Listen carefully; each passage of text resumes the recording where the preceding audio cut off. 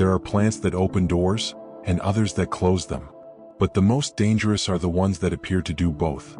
Cannabis, the so-called sacred herb of the modern age, has become a spiritual paradox.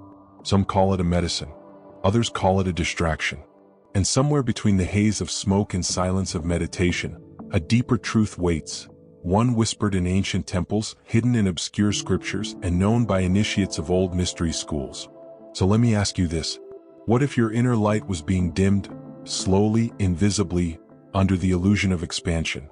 What if a practice you thought was deepening your spiritual awareness was actually siphoning your energy, dulling your subtle senses, and tethering your soul to realms you're not meant to linger in? This isn't a lecture on right or wrong. It's not about judgment or shame.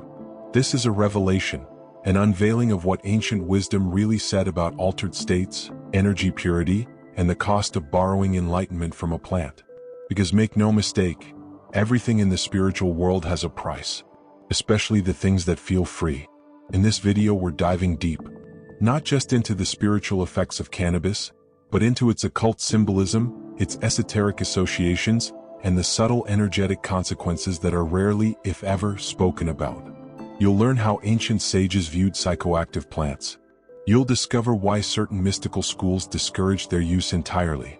And you'll see how cannabis may alter your vibrational field, entangle your aura with unseen forces, and mask stagnation as transcendence. This isn't a message of fear. It's a message of clarity, so you can walk your path with open eyes.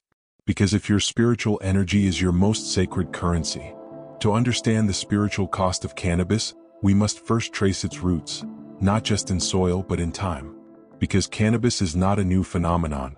It has journeyed through the world's sacred traditions like a silent shadow, sometimes revered, often feared, and always treated with caution by those who understood the deeper mechanics of the soul.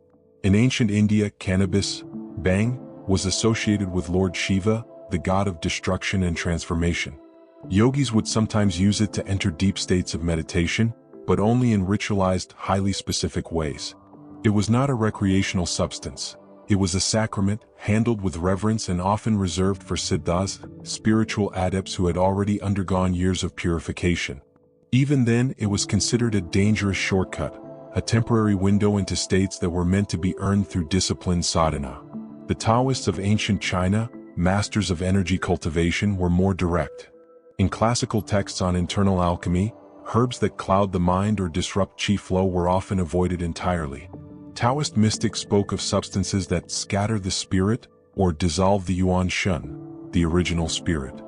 For them, clarity and control of energy were paramount, and anything that dulled the senses was seen as a liability on the path to immortality.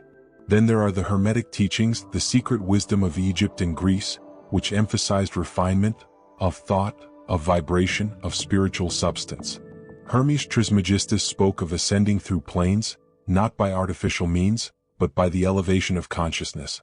The Emerald Tablet declares, "As above, so below," and warns that only the pure of mind and heart may travel between realms. The idea of external substances granting inner access was often seen as illusory, akin to taking an elevator to the top floor of a tower you haven't yet built. You arrive, yes, but with no foundation you cannot stay. Even in Kabbalistic teachings, where altered states are acknowledged, there's a recurring theme: the danger of accessing higher worlds without proper spiritual armor. The Zohar warns of unauthorized fire, energies invoked without permission, which can backfire and distort the soul's journey. And so across cultures, one truth echoes again and again. Do not force open the doors of perception. Prepare yourself, and they will open when you are ready. Cannabis, like other entheogens, was sometimes permitted but never casually. It was handled as a spiritual scalpel, not a daily crutch. And in most genuine esoteric traditions, it was either a temporary aid on rare occasions or a potential hazard that could bind the soul in illusion. Today we've forgotten the rituals. We've abandoned the initiations. We light up and tune out, hoping for peace. But the ancient ones knew, every vibration you invite into your temple must be measured. For some doors, once opened, are not so easily closed. Let's pierce deeper into the veil, beyond history, beyond opinion, and explore what actually happens on the energetic and spiritual levels when cannabis is introduced into the system. To begin with, understand this: every plant has a spirit, a subtle consciousness. Just as people carry energetic signatures, vibrations that shape how they interact with the world, so too do herbs. Cannabis has a unique vibration. It's expansive, cooling, and dispersive. It loosens boundaries, softens the ego's grip, and dissolves the rigid walls of the rational mind. That's why, for many, it feels like freedom at first. But here's where the cost begins to reveal itself. In esoteric traditions, especially those concerned with energy cultivation, such as Hermetic alchemy, Taoist Nei Gong, or yogic pranayama, the human energy system is seen as a sacred circuit.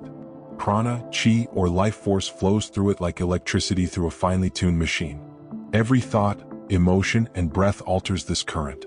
Spiritual practices are designed to refine the frequency of this current, making it more subtle, more coherent, more luminous. Cannabis, on the other hand, has a blurring effect. It doesn't amplify your inner light, it distorts it, spreads it thin across the astral field. It's like pouring water onto a fire to create steam, not to extinguish the flame entirely, but to make something visible, mysterious, even hallucinatory. But that steam isn't the fire. It's a byproduct, not the essence. When you smoke, the aura, your electromagnetic field, expands rapidly but also loses definition. Boundaries blur. This can feel euphoric at first because the ego softens, tension releases, and there's an immediate sense of openness. But the aura also becomes porous, and in the unseen realms, this is not without consequence. In a healthy, grounded spiritual state, your energy field functions like a fortified temple.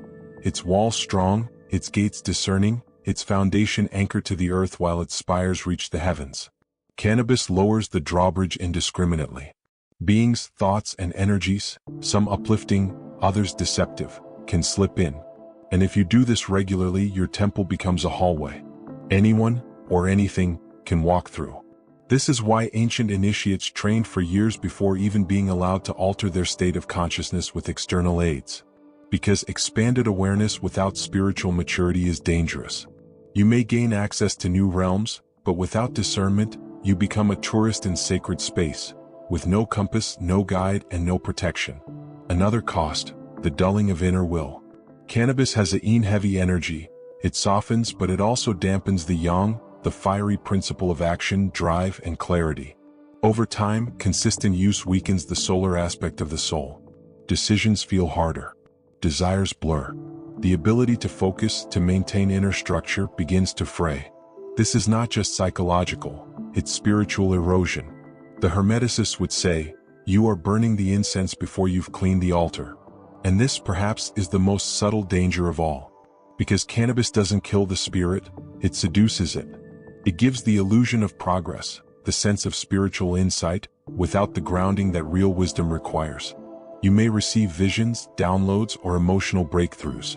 But unless these are followed with disciplined integration, they vanish like dreams at dawn. Cannabis is like a key, but used too soon, it opens doors you're not ready to walk through. And sometimes, it locks you out of others, more refined paths that require silence, stillness, and effort, not smoke. So we must ask, are you entering the temple, or just hallucinating its walls?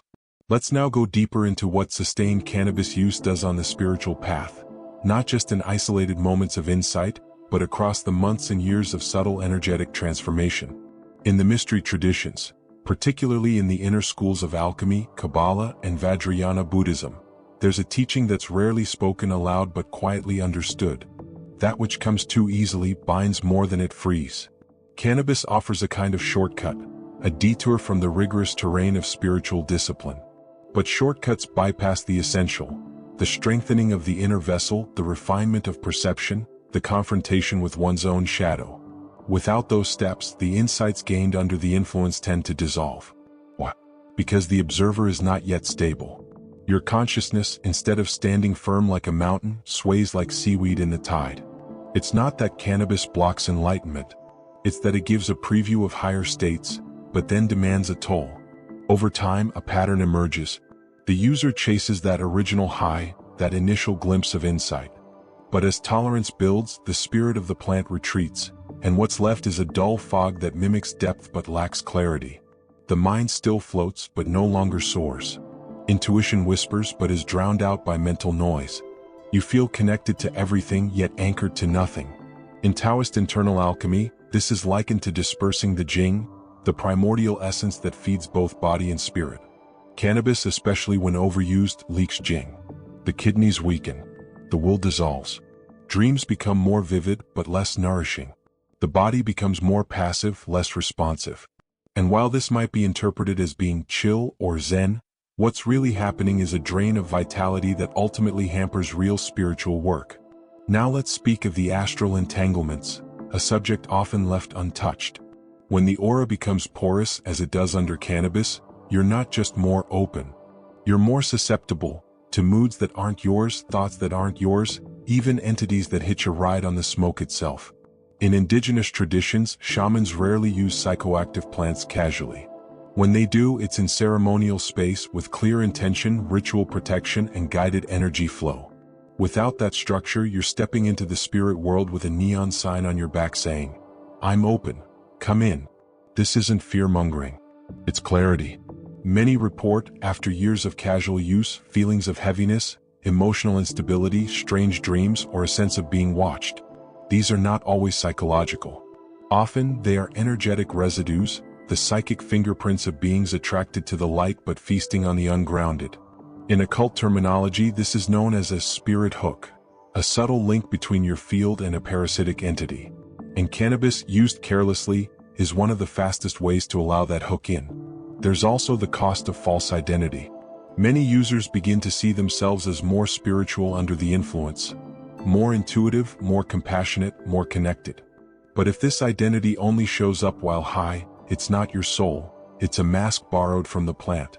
True spiritual growth is measured not in visions but in embodiment.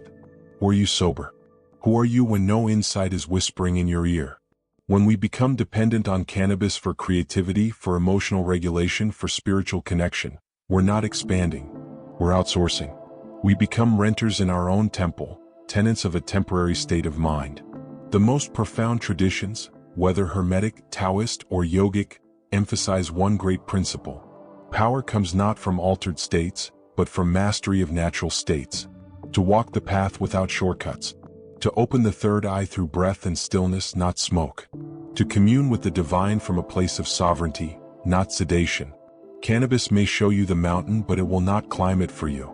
And if you linger too long at its base, enchanted by the view, you may forget there's a summit at all. Now that we've explored the deeper implications of cannabis use from an esoteric perspective, the question becomes, what can you do with this knowledge? How do you regain sovereignty over your spiritual path, especially if cannabis has been a companion on that journey? The first step is not judgment, but honest reflection. Sit with yourself.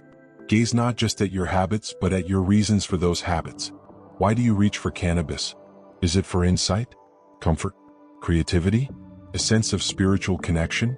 And, perhaps most importantly, do those qualities remain when the smoke clears? Take a few evenings in silence. Journal with radical honesty. Ask yourself, what am I using this plant to access, that I believe I cannot access on my own? This is where the alchemy begins. In Hermeticism, the principle of solve et coagula, dissolve and recombine, is applied not just to matter but to identity. You dissolve the false dependency and then reconstruct your will, your awareness, your tools. Here are some techniques to begin that reconstruction. 1. Cultivate natural high states. Replace the chemical trigger with internal cultivation. Practices like breathwork, such as Wim Hof or box breathing, cold plunges, qigong, or deep meditation can activate the same endocannabinoid systems as cannabis, but through effort and discipline. Over time, this rewires your system to generate bliss, insight, and connection from within, not from outside. 2. Fortify the energy body. Cannabis opens the energetic field but leaves it vulnerable. To reclaim your sovereignty, you must seal and charge the aura. Use techniques like the microcosmic orbit from Taoist inner alchemy to circulate qi through your spine and central channel. LBRP, lesser banishing ritual of the pentagram, to clear astral clutter and rebuild protective psychic boundaries. Daily sun gazing, salt baths, and grounding practices like walking barefoot on earth. These build energetic density, the very thing cannabis tends to dissolve over time. 3. Ritual abstinence. If you've used cannabis frequently, try a 40-day spiritual fast from it. Not as punishment, but as a conscious break to reclaim your baseline. During this time, monitor your dreams, your energy levels, and your mental clarity. You'll likely find, after the withdrawal fog lifts, that new layers of insight begin emerging, clearer, deeper, and no longer dependent on the plant. This isn't just detoxing the body. It's freeing the soul from reliance. 4. Reclaim inner vision through dream work. Many turn to cannabis for altered states, but dream work offers even deeper access to the subconscious and higher realms. If cannabis has dulled your dream life, you can reawaken it through mugwort tea, blue lotus, or simple dream journaling combined with intention setting before sleep. Over time, your dreams become your new temple, a space of guidance and initiation. 5. Honor the plant, don't abuse it. If you ever return to cannabis, do so ritually. 1 or 2 times per year, in silence, with clear intention and sacred space. Approach it as an ally, not a crutch. Smoke as if you were standing before a divine oracle, because in some traditions you are. In the end, this path is not about morality. It's about power, the real, grounded, luminous power that arises when your energy is whole, your will is sharp, and your spirit is untethered from all dependency. The high you seek is already inside you. So now we arrive at the end, but in truth this is only the beginning. We've walked through shadowed corridors of ancient wisdom, examined the spiritual anatomy behind altered states, and uncovered truths that many sense, but few dare to articulate. The message isn't that cannabis is evil or that one must live in rigid denial. The message is far deeper and far more challenging. Real power begins when you no longer need the crutch. Because what cannabis offers temporarily, your own spirit can offer eternally, if you are willing to do the work. The silence, the discipline, the rebuilding of subtle perception, not through smoke but through presence. Ask yourself this: if a plant can open a door, wouldn't it be a greater miracle to find that door without the plant? That's the path of the mystic, the warrior, the sovereign soul. And if you've used cannabis for years or even decades, this isn't a condemnation, it's a calling. You were seeking something real, something sacred. You just reached for a tool that was never meant to replace the work of inner mastery. But now you know better. And that changes everything. So what comes next? Return to the breath. Return to the body. Return to the natural rhythms of energy, spirit, and stillness. Begin with even 10 minutes a day in silence. Let the mind unwind. Let the inner currents re-emerge. You'll be amazed how quickly the ancient gifts begin to return. Because they were never lost, only obscured. You are not broken. You are not behind. You are simply remembering the truth. The temple is within. The high is within. The divine is already waiting inside you. So light no fire tonight, except the one in your heart. And if this message stirred something deep within you, share it. Someone else may need to hear what you just remembered. Stay sovereign, stay awake, and above all, stay real.